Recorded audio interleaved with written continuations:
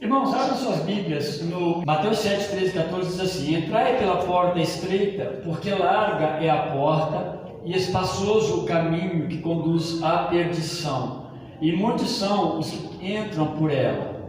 E porque estreita é a porta e apertado o caminho que leva à vida, e poucos há que a encontrem. Então, duas coisas bem assim, diferentes, né?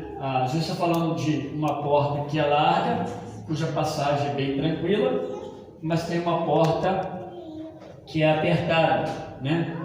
Passar por ela não é muito fácil.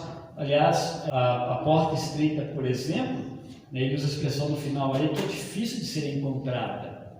Ela não é muito percebida, não é porque ela não é uma porta que dá passagem. Ela tem passagem, porém, ela não é fácil de encontrar. Mas não é fácil de encontrar não é porque ela fica escondida também, mas é porque ela não é muito atrativa. Talvez ela esteja do lado de uma da outra, mas ela é muito apertada. Então, não vou ficar passando por porta apertada, só posso passar pela larga. Talvez essa seja a ideia, né, que predomina aí. A parte, meus irmãos, de alguns autores, eles alegam que o Sermão do Monte termina no verso 12, que nós lemos semana passada, na outra vez, né? Porque eles alegam que a partir do 13 é como que se fosse uma conclusão, na verdade uma aplicação. Jesus começa a fazer a aplicação de tudo que ele falou até agora. Por exemplo, ele falou, depois de eles ouviram sobre os dois senhores, né? Eles foram orientados que, cuidado, né? Você não pode servir, por exemplo, a dois senhores. Ele fala das justiças, né? A justiça que muitas vezes o homem pratica por si, mas não a justiça que vem de Deus, mas é a justiça pessoal. Ele fala disso, cuidado. Ele fala dos dois tesouros, o tesouro da terra e o tesouro do céu. E ele alerta, né? Olha, cuidado, juntar tesouro, né? Que te conduz ao céu. Parece que agora chega esse momento de uma decisão. E aí começa com essa questão, então, da porta. Se a gente olhar para os tempos, né, dos nossos dias, as pessoas são bem tranquilas, né? As pessoas querem muito conforto. Está errado isso? Claro que não, né? O conforto ele é bem-vindo, né? As coisas que você pode ter e ter conforto, tá? Mas tem o outro lado, fora o conforto, porque isso tem a ver com a porta, sim. Mas aquela questão de ninguém gosta de não ter opções na vida. É verdade? Então, vamos falar, se você vai numa loja comprar uma roupa, você não quer ver só uma roupa, né? Se ela tiver só camisa verde, né? Só camisa verde e só daquele modelo, parecia que as coisas ficariam meio sem graça, né? Nós gostamos de escolher, nós gostamos de ter opções, e quando tudo é igual no modelo, pelo menos as cores sejam diferentes, as pessoas gostam de viver. Uma coisa só, não ter opção, não é lá muito agradável. Eu gosto de um leque de opções, sempre as pessoas gostam. E aqui, meus irmãos, nos últimos tempos, nós temos ouvido muito sobre, por exemplo, essa questão de uma coisa só não é boa. Isso você pode trazer para a religião, tá? Então, o que se ouve muito hoje no mundo? Uma unificação religiosa. Não sei quem já ouviu sobre isso, né? Mas deve ter ouvido, né? Unificação religiosa é algo que está em plena marcha. Quando fala de cristianismo, eles não convocam um líder de uma igreja batista para esse tipo de encontro. Eles convocam o Papa.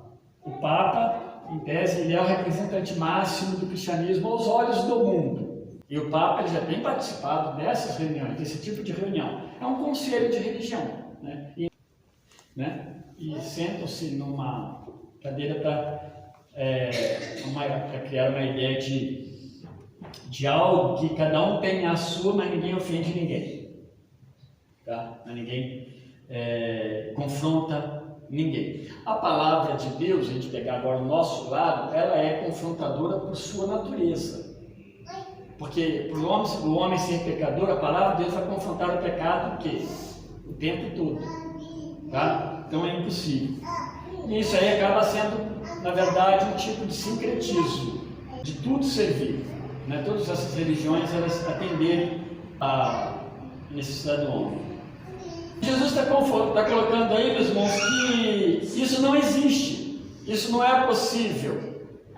O próprio caráter do homem, qualquer ser humano criado à imagem de Deus, é por natureza, como ele foi criado, ele foi feito, não permite oscilar entre uma porção de possibilidades quando nós falamos de religiosidade, de culto e de serviço. Só há uma possibilidade, e é Deus. Então, a oscilação nesse caso é fruto e a prática clara do pecado mesmo do homem, tá? Na sua forma de ver. Então, Jesus apresenta aqui o quê? Ele apresenta dois caminhos, um largo e espaçoso, né? E o outro caminho estreito. Ele começa com a porta, porque a porta dá acesso a esse caminho. Esses dias eu estava vendo lá no Cidade do Oeste, né? Cidade do Oeste, na verdade, lá no Paraguai, divisa com o Brasil, onde o pessoal compra muitas coisas. E de repente você vê muitas motos vindo para atravessar a ponte de lá para cá. Aí chega num lugar, o que acontece? Aquele mundaréu de motos vindo assim, aí chega aqui só cabe uma moto por vez. Então elas, né? Bom, cada um está no seu jeito, mas demora para passar. Por quê? Porque tem que passar um a um naquele caminho estreito para ser verificado com mais facilidade lá na frente. A porta larga, esse caminho espaçoso que Jesus apresenta aí de uma forma figurativa, é claro, tá? Ele está falando nas duas portas, são figuras que ele está usando.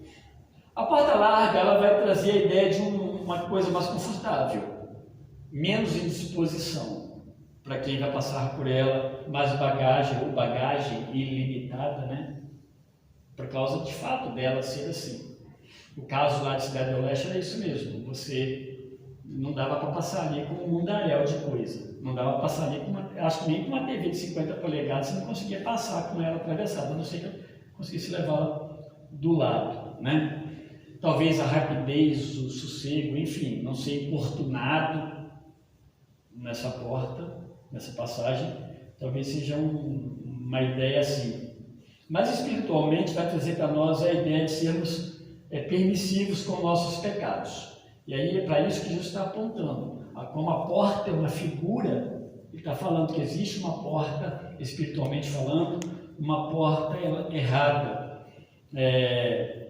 onde nós conseguimos adentrá-la com os nossos pecados, com os nossos orgulhos, que não deixa de ser pecado, com a nossa justiça própria, com as nossas diversidades de opiniões que devem prevalecer, né? Com muitas vezes até com as imoralidades, sem freios e sem limite de conduta. A ideia é isso aí, uma hipocrisia religiosa. Então, se você pensar em termos de religião, é algo permissivo. Se você agora, vamos pensar então, meus irmãos, numa religião que é muito fechada, né? Ela é muito exigente nas questões práticas. Se alguém roubou, vai pagar. E normalmente, né, é uma pena muito brutal. Então você tem algo que parece que é uma porta estreita, mas não é uma porta estreita. E não é disso que Jesus está falando. Então é interessante a gente pensar também que o próprio farisaísmo ali no tempo de Jesus, com todas as suas restrições, se mostrava como uma porta larga. Porque na verdade a ideia é que essas pessoas não se submetiam a Deus.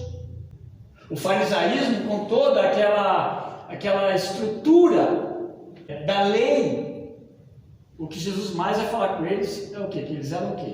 Hipócritas.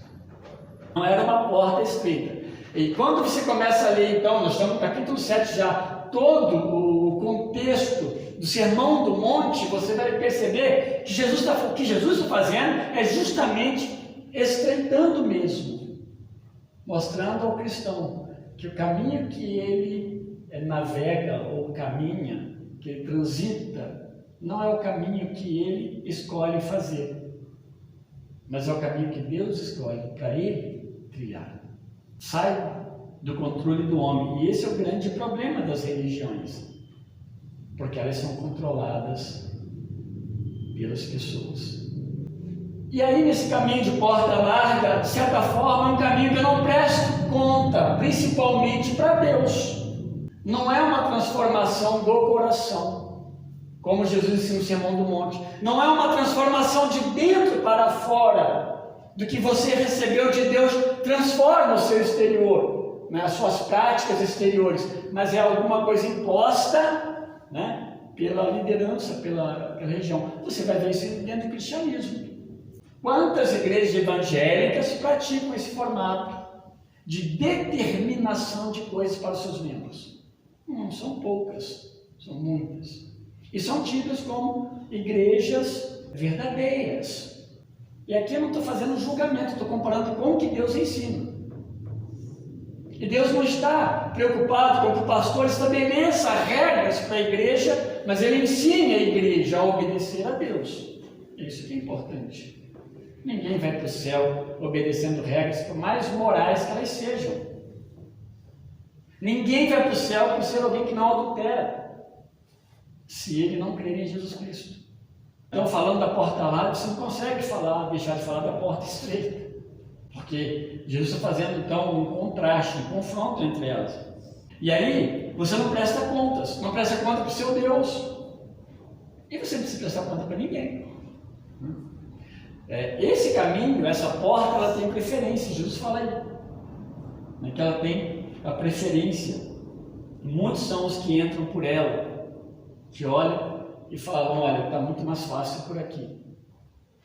Por aqui não me é exigido, né, negar a mim mesmo. E em outro texto, Jesus vai usar a expressão justamente disso. Se você quer segui-lo, precisa tomar a cada dia a cruz e seguir. Negar-se a si mesmo, isso aqui é importante. Negar-se a si mesmo, porque na porta larga a ideia é que não há uma negação de você. Pelo contrário, você consegue passar com as suas bagagens. A outra porta que conduz, né, de acesso, conduz ao caminho estreito, é a porta estreita. Ela é dita aí que ela é difícil de ser encontrada, e nesse caso ela acaba sendo desconfortável, porque justamente como nós estamos fazendo já a aplicação espiritual, para que a gente consiga fazer essa conexão rápido, né? É uma porta que ela fica desconfortável, porque eu preciso prestar contas. Oh meu Deus, essa é a ideia que a gente quer trazer. Não posso fazer do jeito que eu acho que eu posso fazer, né? Ela é uma porta fácil de errar. Ele diz aí que poucos há que a encontrem, essa porta. E eu pensei, meus irmãos, sobre esse texto e estava imaginando algumas coisas. Por que as pessoas não a encontram? É porque eles não a veem? É porque eles não a conhecem? Não. O contexto aqui, Jesus está falando de algo completo. Ele está falando que existe uma porta, essa porta larga, muitos passam por ela, e ele diz o que mais aí? Ela conduz aonde? À perdição. Então, é alguma coisa que é sabido. A outra é estreita, é conhecida também. Tem conhecimento dela, ela é estreita, ela é incômoda. Eu vou botar aqui entre muitas aspas, para ver essa expressão ontem, acho, em milhões de aspas. Mas ela acaba sendo tão inconveniente para muitos. Mas ela é conhecida. E é conhecido que depois dela há vida, enquanto na outra há o quê? Morte, perdição. É algo que antecipadamente é conhecido. Agora vamos pensar então no Evangelho no mundo de hoje. As pessoas têm ouvido o Evangelho, elas têm conhecimento de que só Jesus Cristo salva, mas muitas delas não se importam com isso. Essa porta estreita não é para mim. E alguns vão usar argumento de que isso aí não é, isso aí é uma falácia, é uma mentira. Outros vão dizer: olha, tudo bem, pode ser verdade, mas eu não quero isso, porque tem muita coisa para eu aproveitar.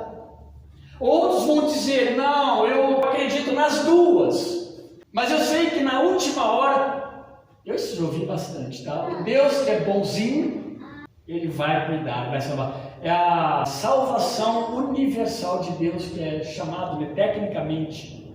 Isso não é uma verdade bíblica, tá? A Bíblia deixa claro que o céu não vai ser povoado por todo o mundo. Ela é fácil de errar, porque ela é apertada, não dá para se levar nada a não ser o corpo. Mas quando ele vê que ele está já morto e a sua alma está sendo conduzida, ele começa a botar a mão. Mas cadê aquela dinheirada que estava no meu bolso? Cadê meus ouros, né? Essas coisas não vão para o céu, né? E talvez nem para o inferno. A questão é que não são elas que dão segurança para nós. Mas são essas coisas que as pessoas divisam. Lembra que eu estou falando? Nós estamos falando aqui de algo que é conhecido antes. Há uma porta estreita e um caminho estreito, uma porta larga e um caminho largo. Há uma porta estreita e um caminho estreito que conduz a que poucos passam por ela e conduz à vida. Há uma porta larga, o caminho é largo, muitos passam por ela, conduz à perdição. É algo conhecido, é algo publicado, mas não obedecido, não crido, ou realmente rejeitado por rejeitar. O significado é que vai ficar para trás. Ambições, toda aquela mala cheia de ambição, orgulho, moralidade, justiça própria, egoísmo.